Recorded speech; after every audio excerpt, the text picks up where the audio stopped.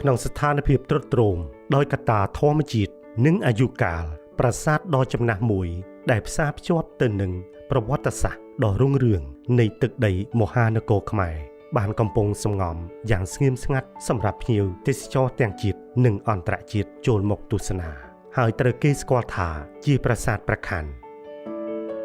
ប្រាសាទនេះស្ថិតនៅភាគឦសាននៃក្រុងអង្គរធំនៃរាជធានីយសោធបុរៈសាងសង់អំឡុងឆ្នាំ1191នៃគ្រិស្តសករាជក្នុងរជ្ជកាលព្រះបាទជ័យវរ្ម័នទី7មានឈ្មោះដើមហៅថាជ័យស្រីមានន័យថាព្រះខ័នជ័យហើយបើតាមសិលាចារឹកប្រាសាទព្រះខ័នសាងសង់ឡើងដើម្បីឧទ្ទិសទៅដល់ព្រះវររាជបិតារបស់ព្រះបាទជ័យវរ្ម័នទី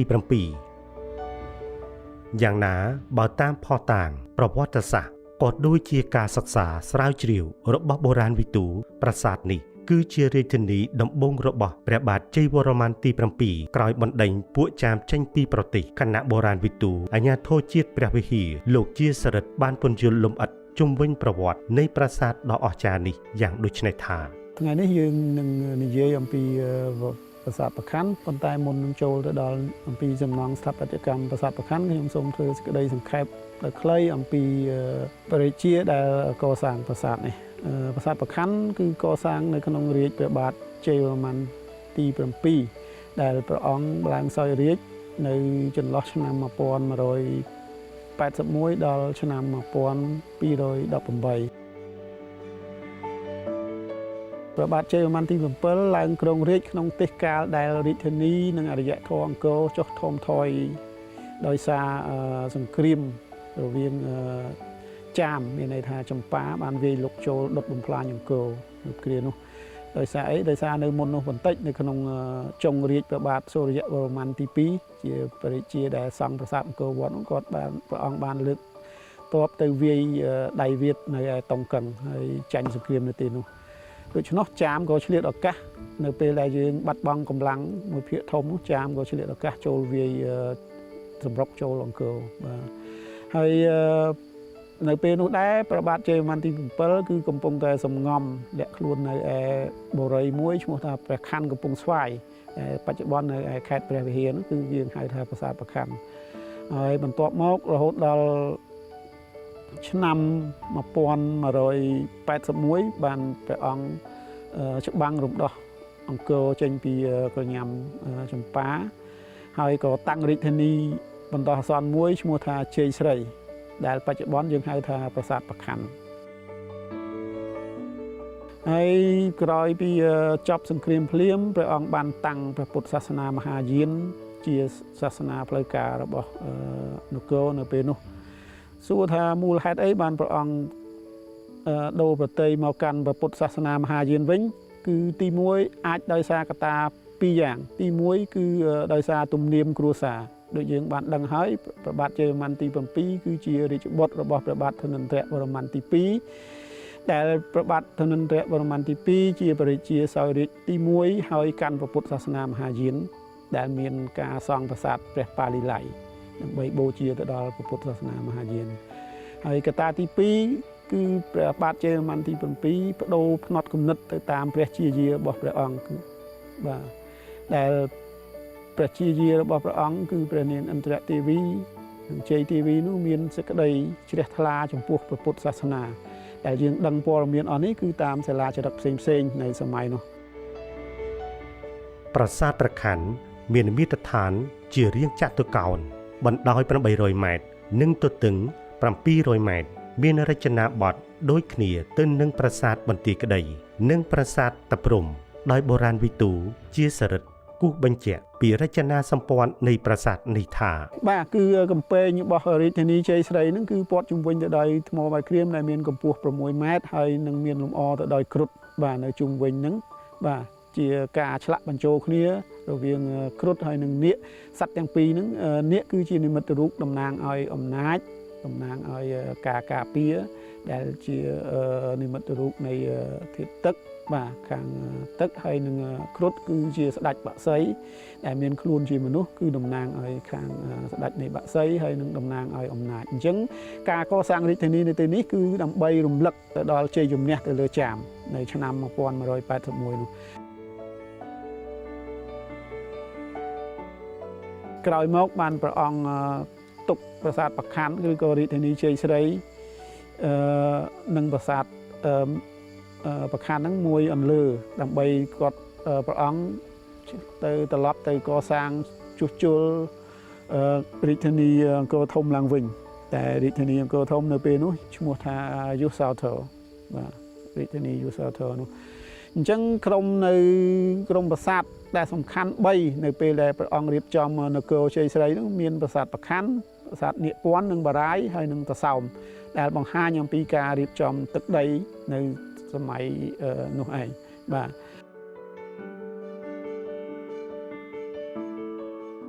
អញ្ចឹងក្រោយមកនៅឆ្នាំនៅពេលដែលព្រះអង្គបានទៅរៀបចំរាជធានីជ័យស្រីយុសោធររួចរាល់អស់ហើយព្រះអង្គបានត្រឡប់មកកែប្រាសាទប្រខ័នទៅជាប្រាសាទសម្រាប់ឧទ្ទិសទៅដល់ព្រះរាជបិតារបស់ព្រះអង្គវិញដែលនៅទួលកដាលហ្នឹងមានតម្កល់ព្រះពោធិសត្វលោកព្រះពុទ្ធមានន័យថាតម្កល់ព្រះលោកេសូរបាទជាតំណាងឲ្យជាទេពដែលសំខាន់នៅក្នុងពុទ្ធសាសនាមហាយានលោកព្រះកេសូរមានតួនាទីជាសំខាន់ជាទេពដែលជួយស្រោចស្រង់មនុស្សលោកឲ្យរួចផុតពីទុក្ខភ័យនិងជាទេពដែលព្យាបាលជំងឺសង្គ្រោះអ្នកជំងឺធ្ងន់ធ្ងរនោះហេតុដូច្នេះហើយបានយើងឃើញថាដោយសារទស្សនៈនៃជំនឿនេះហើយបានព្រះអង្គកសាងមន្ទីរពេទ្យនិងសាលាសំណាក់ជាច្រើនទូទាំងអាណាចក្រនៅពេលនោះដើម្បីអីដើម្បីបម្រើនៅក្នុងវិស័យសង្គមគិច្ចនិងសុខាភិបាលបាទយ៉ាងណាក្រោយព្រះបាទជ័យវរ្ម័នទី7សោយទីវង្គតប្រាសាទបែបពុទ្ធសាសនាមហាយានដ៏សំខាន់របស់ព្រះអង្គក៏ត្រូវបានកែប្រែទៅជាប្រាសាទបែបព្រហ្មញ្ញសាសនាពីសំណាក់ស្ដេចអាណាចក្រខ្មែរនាសម័យក្រោយៗដែលត្រូវបុរាណវិទូរូបនេះអះអាងថាក៏ជាពេលដែលអរិយធម៌អង្គរចាប់ផ្ដើមថមថយបន្តិចម្ដងហើយយើងត្រឡប់មកប្រាសាទប្រខ័នវិញគឺដំបូងឡើយគឺព្រះអង្គបានកែប្រែពីរាជធានីជ័យស្រីទៅជាប្រាសាទសម្រាប់ឧទ្ទិសទៅដល់ព្រះពុទ្ធសាសនាមហាយានហ្នឹងហើយនឹងមានការកសាងក្រោយមកទៀតប្រាសាទប្រខ័នក៏ត្រូវបានកែប្រែណាមានន័យថាបន្ទាប់ពីរាជព្រះបាទជ័យវរ្ម័នទី2មកអាណាចក្រអង្គរទាំងមូលយើងសង្កេតឃើញថាពុំមានសំណង់អ្វីបន្ថែមទេរាប់ទាំងប្រាសាទនិងបារាយណ៍ក៏យើងពុំមានឃើញការកសាងអីបន្ថែមទេប្រហែលជាពេលនោះទាំងរាជនិងអាណាចក្រទាំងមូលត្រូវការសម្រាកមួយរយៈពេលដើម្បីប្រមូលធម៌ពលមកវិញហេតុអីដោយសារនៅក្នុងរាជជ័យវរ្ម័នទី7ទាំងរាជនិងអាណាចក្រទាំងមូលគឺប្រើប្រាស់ធម៌ពលអស់ច្រើនដោយប្រើកម្លាំងសម្រាប់កសាងប្រាសាទស្ទើរគ្រប់ទីកន្លែងមន្ទីរពេទ្យសាលារៀននៅទូទាំងអាណាចក្រហើយជាពិសេសគឺបណ្ដាញគមនាគមន៍មានន័យថាផ្លូវដែលភ្ជាប់ពីរាជធានីអង្គរទៅអាណាខេត្តផ្សេងទៅប្រជុំជនផ្សេងនៅជុំវិញអង្គរនោះមាន4ខ្សែទី1គឺចេញទៅពីអង្គរទៅភីម៉ៃតាមជ្រុងខាងជើងនៃអង្គរធំនិងមួយទៀតចេញទៅជ្រុងខាងលិចមានន័យថានៅជ្រុងពីយប់នៃបារាយណ៍ទឹកថ្លាក៏មានផ្លូវមួយដែរដែលភ្ជាប់ពីអង្គរទៅស្រុកកោះធំហើយនឹងទៅជ្រុងឦសានពីអង្គរទៅវត្តភូនឹងទៅកើតពីអង្គរទៅសម្បូរព្រៃគុកទៅប្រខ័នកំពង់ស្វាយនឹងឯងបាទដូច្នោះនៅក្នុងរាជនេះគឺយើងប្រើប្រាស់ទាំងធនធានទាំងកម្លាំងគឺយើងប្រើអស់ធម៌ពលដូច្នោះហើយបានជារាជបន្ទាប់មកយើងពុំមានឃើញសំណង់អ្វីថ្មីបន្ថែមទេក៏ប៉ុន្តែនៅពេលដែលយើងសង្កេតឲ្យមែនតែនទៅមានន័យថាម៉េចដោយសារការសម្រាកនោះវារយៈពេលកាន់តែវែងទៅដូច្នោះគេ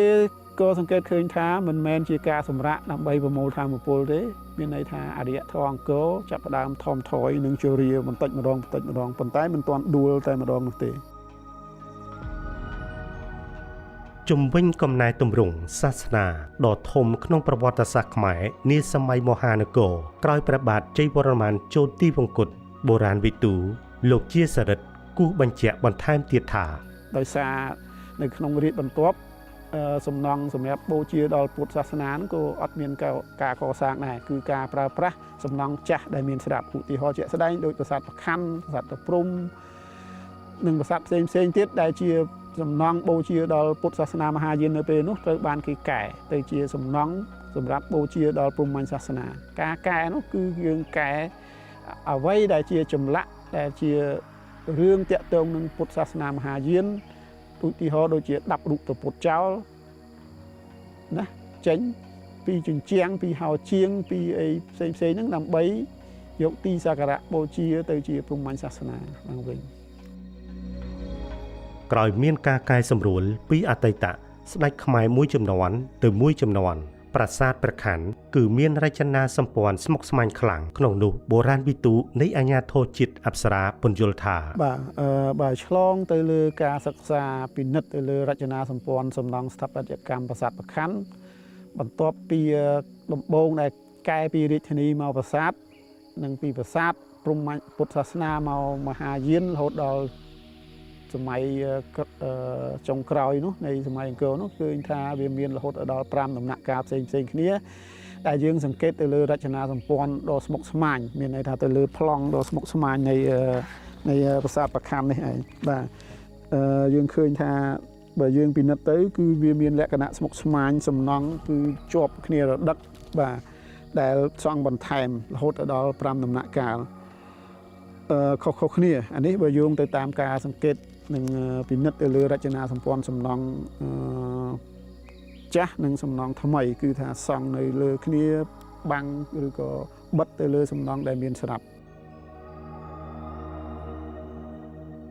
ហើយមួយវិញទៀតការដែលយើងសន្និដ្ឋានថាសំណង់នៅប្រាសាទប្រខ័នមានរហូតដល់5ដំណាក់កាលហ្នឹងគឺយើងពឹងផ្អែកទៅលើការសិក្សាស្រាវជ្រាវរបស់បណ្ឌិតអូលីយេគូណាំងដែលគាត់សរសេរនិក្ខេបរបស់គាត់អំពីប្រាសាទនៅក្នុងរាជជ័យវរ្ម័នទី7យើងមានការយោងទៅលើរឿងនឹងឯងអញ្ចឹងការដែលសង់បន្ថែមនោះគឺមានជាហូរហែនៅក្នុងសម័យអង្គរនិងក្រោយសម័យអង្គរដោយសារការប្រើប្រាស់ក្នុងទិសដៅបូជាទៅដល់សាសនាថ្មីទៅតាមការនិយមរបស់ព្រះរាជានីមួយដែលឡើងសោយរាជបន្ទាប់នោះរចនាសម្ព័ន្ធដើមនៃប្រាសាទព្រះខ័នគឺកសាងឡើងដោយផ្អែកចេញពីទេវកថាឥណ្ឌាបង្ហាញពីសំណង់ដ៏អស្ចារ្យនៅលើឋានសួគ៌ដែលត្រូវបានបុព្វបុរសខ្មែរសាងសង់ឲ្យលេចរូបរាងពិតប្រាកដនៅលើផែនដីបើយើងនិយាយពីរចនាសម្ព័ន្ធប្រាសាទប្រខ័នយើងអង្គុយនេះគឺនៅជ្រុងឦសាននៃប្រាង្គកណ្ដាលដែលជាប្រាង្គពុទ្ធសាសនាមហាយានដែលមានតម្កល់ព្រះពោធិសត្វព្រះទេពលោកកេសោនៅកណ្ដាលនោះដែលចម្លាក់នៃរូបទេពនោះគឺនៅសម័យនោះគឺគេឆ្លាក់ទម្រង់មុខគឺដូចទៅនឹងទម្រង់មុខពិតរបស់ព្រះបាទជ័យវរ្ម័នទី7បាទមានន័យថាបង្ហាញអំពីការវិវត្តមួយទៀតផ្នែកចម្លាក់និងបរិមាណនៅក្នុងរាជនោះឯង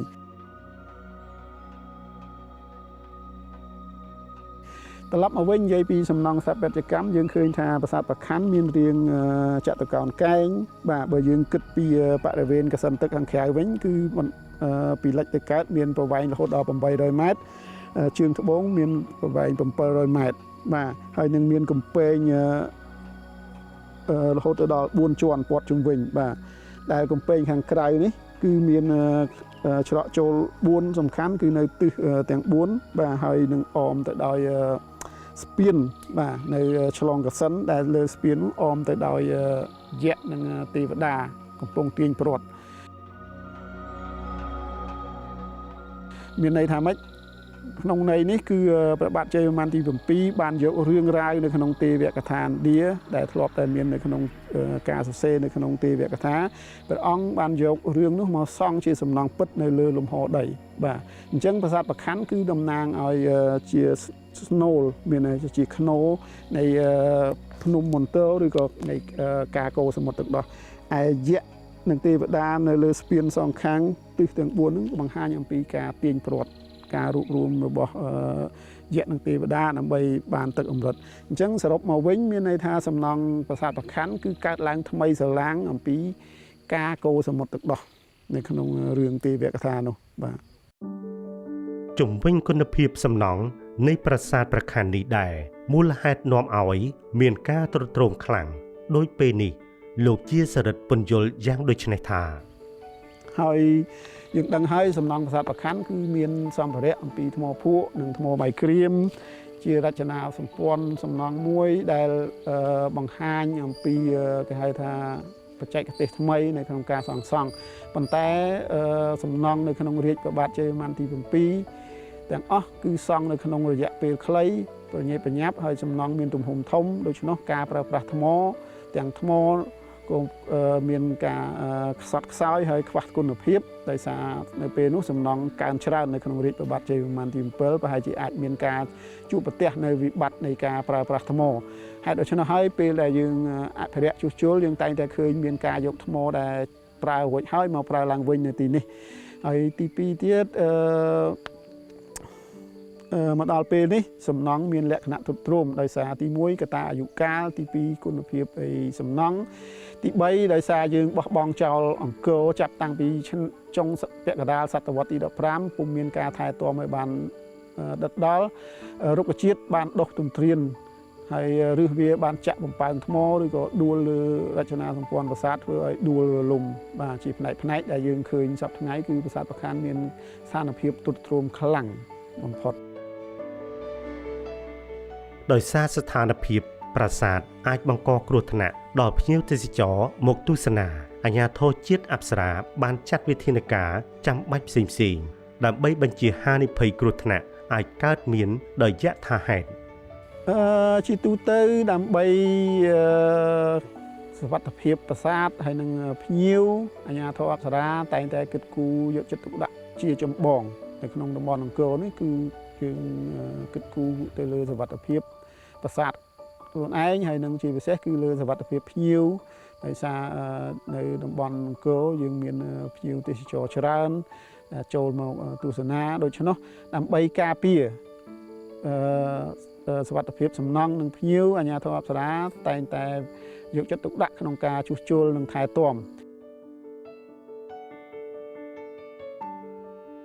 ក្នុងការជួសជុលថែទាំគឺយើងមានពីរទី 1 គឺយើងត្រូវ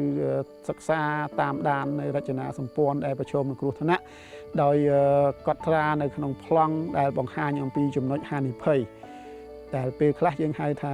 ផែនទីហានិភ័យអញ្ចឹងក្នុងផែនទីហានិភ័យនោះគឺយើងត្រូវរៀបចំបង្ហាញទី 1 អំពីចំណុចត្រង់ណាខ្លះដែលប្រឈមនឹងគ្រោះថ្នាក់ដួលរលំហើយក្នុងកម្រិតនៃគ្រោះថ្នាក់ដែលប្រឈមនឹងដួលរលំនោះ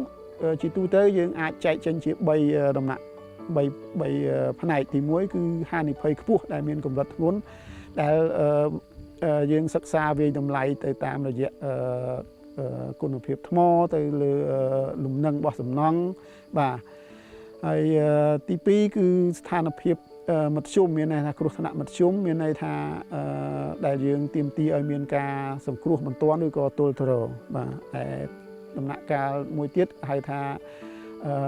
ហានិភ័យទាបនោះមានន័យថាយើងត្រូវពិនិត្យតាមដានហើយនឹងដាក់ឧបករណ៍គេហៅថា monitoring ដើម្បីតាមដានដំណើរប្រែប្រួលរបស់សំណង់ជាច្រើនឆ្នាំកន្លងមកនេះប្រាសាទប្រខ័នបានទទួលការជួសជុលជាច្រើនដំណាក់កាលក្នុងនោះគឺមានតាំងពីសម័យអាណាព្យាបាលបារាំងមកម្លេះដែលកិច្ចការអភិរក្សនិងជួសជុលមានកន្លងមកមានតាំងពីឆ្នាំ1900មកម្លេះគឺនៅសម័យបារាំងនោះគឺគេមានរៀបចំក្រុមមួយគេហៅថាក្រុមការងារអភិរក្សឋានអង្គរជាក្រុមផ្នែកដែលថែទាំនិងជួសជុលប្រាសាទនៅប្រខ័ននោះគឺយើងឃើញមានការងារច្រើនទាំងការងារទល់ទ្រទាំងការងារជួសជុលទ្រង់ទ្រាយតូចទ្រង់ទ្រាយធំនៅប្រាសាទប្រខ័នបន្ទាប់មកទៀតគឺចាប់ពីឆ្នាំ1991មកដល់បច្ចុប្បន្នក៏មានក្រុមអន្តរជាតិមួយទៀតគេហៅថាក្រុមអង្គការប្រាសាទមូលនិធិប្រាសាទពិភពលោកដែលយើងហៅថា WMS នោះក៏មានបានចូលមកអន្តរាគមន៍ជួយសង្គ្រោះប្រាសាទប្រខ័ននេះបានច្រើនដែរមានតាំងពីការងារជួសជុលការងារទល់ទ្រ រចនាសម្ព័ន្ធដែលប្រឈមនឹងគ្រោះថ្នាក់ហើយអាជ្ញាធរអប្សរាបន្ទាប់មកគឺចាប់ពីឆ្នាំ95មកដល់បច្ចុប្បន្នក៏មានផែនការអភិរក្សរបស់ខ្លួនដែរទាំងការងារថែទាំការងារទូលទ្រនិងការងារជួសជុល